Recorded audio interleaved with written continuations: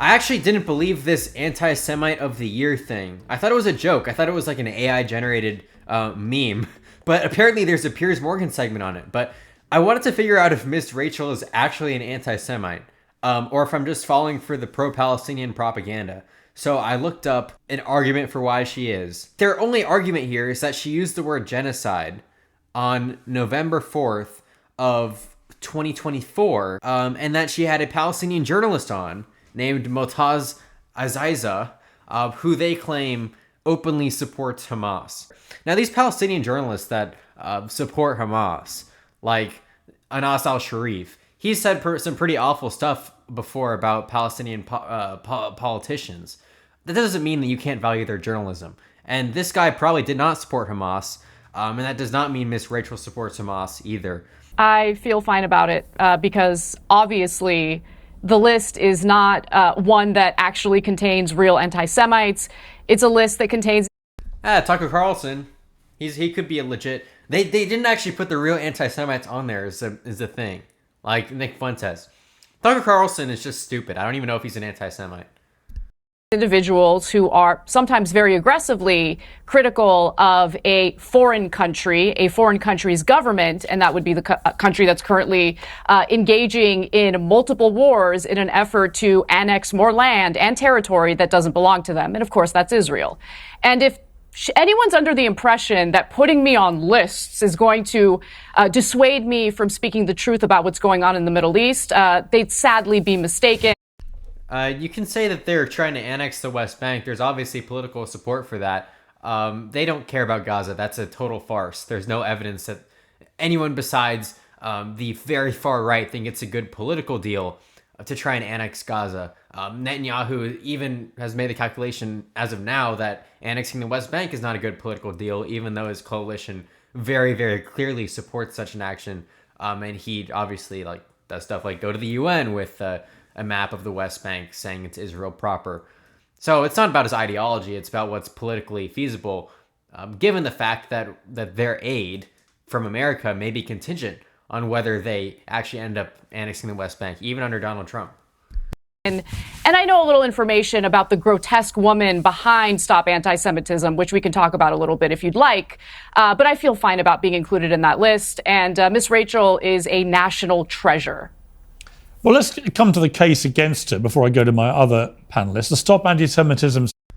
It is true that the pro-Israel movement has, or it's not really a movement, it's more like a deadweight, has made anti-Semitism not mean anything. But the pro-Palestine movement has also made the term Zionism not really mean anything either.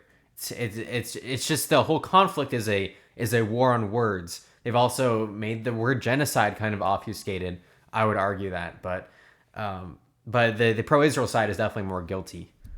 Citation for Miss Rachel's nomination states, since earlier this year, Miss Rachel has published Hamas propaganda to millions, sharing debunked images, inflated casualty claims, and almost entirely ignoring Israeli child victims. My point to you, Jake Donnelly, she's entitled, if she wants, to give more attention to kids in Gaza than Israeli kids. If she completely ignored what has happened to Israeli children, that's one thing. But if she's acknowledged it, but chosen to give more of her time to Gazan children, that doesn't make her anti-Semitic. It's an order or three orders of magnitude in a difference there. So I think it's like 38 versus 20,000. At least those are the current numbers. No, it doesn't. And first up, Piers, thank you so much for having me on. I really do appreciate the opportunity to speak about this. What makes her anti-Semitic is her relationship with Motaz Azaza. Because if you're going to be a children's entertainer, you shouldn't have... Oh, he's the guy I talked about in the beginning of the video. Maybe he does have more links to Hamas, but you'd have to prove that Miss Rachel knew about them and supported them. Like a lot of Palestinian journalists, like they're in Gaza, so they probably have interacted with the government of Gaza at some point. Have somebody on your show who glorifies the murder of 38 Israeli children. That doesn't make any sense to me. And any parent that puts their child in front of somebody like that so that she can push her propaganda, use fake AI imagery in order to do so, and to continue to just publish everywhere the Hamas run numbers, 14,000 imminent starving children. I've yet to see where any of those are. Yeah, that is what makes you an anti-Semite. So it's not necessary. Don't know where he gets that number. The starvation counts are harder to verify, but the general death counts are extremely reliable. Because I mean, I have the Hamas database on my computer, the health ministry. It's downloadable to everyone. They have IDs, and they have where they got the information. They have what strike they were killed in, or by what means they were killed. It's very detailed. And guess what? Israel actually has a database from when they administered Gaza of IDs of Palestinians and their names. So if they wanted to go disprove it, they could compare their database to Hamas's or the health ministry's death database and see if they're making up names, because all the names are there. It's all like, three middle names, first name and a last name. You can easily verify this. You can easily falsify it, unless you just want to say that they're falsifying like only the children, only 5-year-olds. In which case, there's something called Shin Bet, which is supposed to gather that intelligence, and if that was true, we would all know it. Necessarily the one-sided stuff that she does, but when you go and you talk about all of the children, well, okay, why don't you talk about the 12 children that were murdered by Hezbollah? The Druze children who are simply playing soccer. She says that she cares about all of the children, but I don't see that. In fact, I see what she's doing as a political game, and I'd rather call this stuff out in 1933 than call it out in November 1938. And that's what I'm seeing. And okay, that's and also to be clear then, all right, but to be clear, if that is your criteria, is that she shows selective empathy, and we'll come to the issue of Motaz Azaza in a moment, but if that's your criteria, should we then apply the same criteria to any pro-Israeli commentator on social media or on the airways, wherever it may be, who has shown selective empathy towards the plight of Israeli children, but never addressed the plight of Palestinian children? Are they Islamophobic? I think those were two different questions. So for somebody like me, let's just take my case.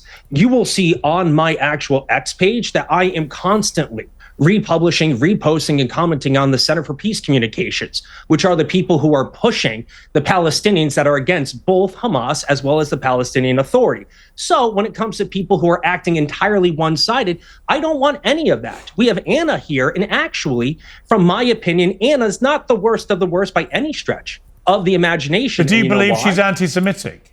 No, I do not. I do not believe that Anna is anti-Semitic. Okay. I think that she can sometimes be easily manipulated and push the same Hamas-run Ministry of Health numbers. And out of interest, Jay. And Jay, before Anna, I'll come to Anna. I'll let you respond. Let's talk about data. No. I get to respond to that. Let's talk about data from the IDF, the IDF's internal data. I don't read American media.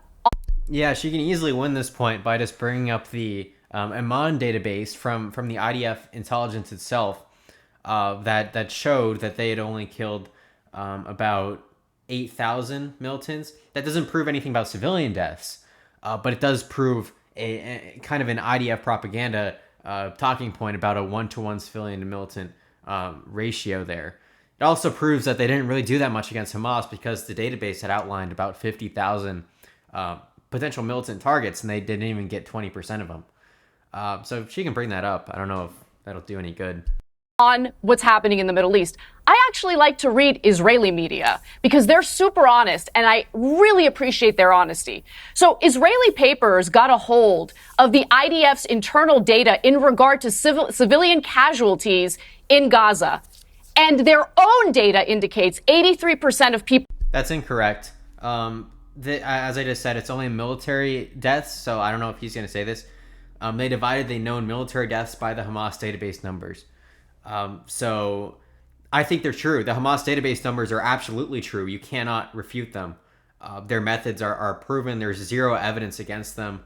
But this is incorrect. Israel did not publish the 83% figure. That was a post hoc analysis. Slaughtered in Gaza, 83% are civilians. That's Israel, not in the any way IDF, what just the- shot and killed. Stop, don't interrupt me. IDF just shot and killed an 8-year-old and an 11-year-old in Gaza, claiming that they had crossed the yellow line when no such thing happened. And they tried to make it seem as though an 8-year-old and an 11-year-old are literal militants deserving of the type of slaughter. I'm not aware of that story. I should probably I'll look that up actually while they're talking. They were met with. Okay? Listen, I am not going to sit here and just stomach the ridiculous propaganda and lies that keeps getting regurgitated over and over and over again. You guys have to find better talking points. You really do. Because these have been debunked over and over again on this show. And they will continue to be debunked on this show, on my show. Americans aren't stupid. They see what's happening. The evidence is abundantly clear. What's amazing to me is the dehumanization of every human life that isn't Israeli or isn't in favor of what that disgusting genocidal government is up to. Okay, look, we've had some tech issues, Jake, with your signal, so we're trying to fix that. Let me go to Hen Mazzy. Divine intervention must be. Well, Hen Mazzy, you've been listening to this. What is your response to what Anna just said? Yeah, it's rich to speak about dehumanization when from a person that said that all Israelis should be ashamed of themselves, that we are demons, that the Jewish lobby controls the U.S., that Israel is an... Yeah, if you look at polling, most Israelis, especially the young ones, do believe legitimately, Nazi-like things. But the idea that the Jewish lobby controls the United States, it's so overblown. The idea that the Jewish lobby got us into the Iraq War is concretely false. It's gotten stronger over time. You cannot measure its impact. You cannot measure what impact AIPAC has on our policy. You can only speculate. But usually, these organizations will donate to politicians not in order to buy their vote, but in order to maybe make them lean one way or the other. And that's only like a hypothetical influence. It's not like they're having these like back channel meetings like saying, I will definitely vote this way if you donate to my campaign. That would be, I believe that would be illegal. Actually, I don't know if it would be illegal if it was a campaign donation. But you cannot measure this necessarily. It is a problem though. Nazi state. The Jewish lobby does control the U.S. Okay, all right. So Where's just the lie? prove my point. Thanks.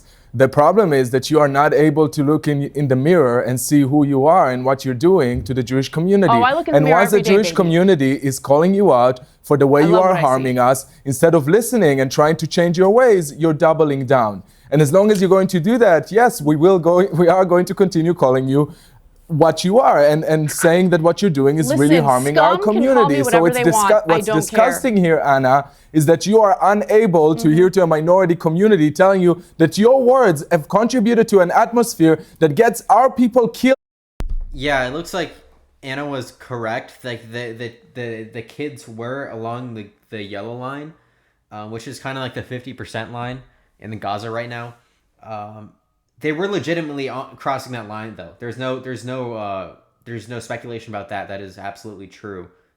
Even the Arab sources say so.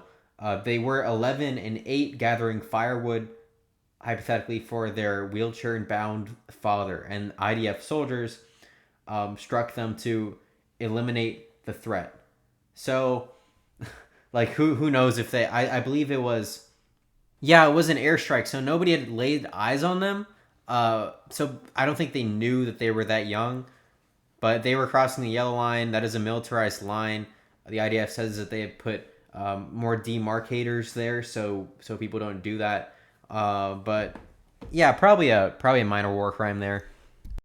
Outside of our synagogues because of your words, because of statements that you said, that others like you have said. They weren't included on the anti-Semite list, by the way. The What's guy that? who killed 2 Israeli embassy workers, this year, okay, the actual anti-Semite who murdered people, didn't make it on the list.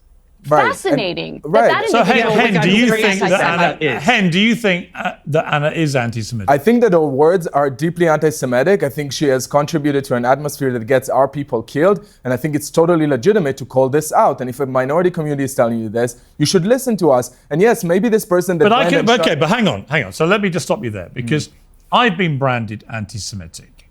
Okay, by a lot of people on social media. And I've defended you previously. Right, because I deeply resent it. Right. Because as everybody remembers who watches this show, for many, many, many long months after the October the 7th attack. All right, we'll stop it there. He's so predictable. How do people like produce a show and they're like, oh, here he goes again with the same thing? But yeah.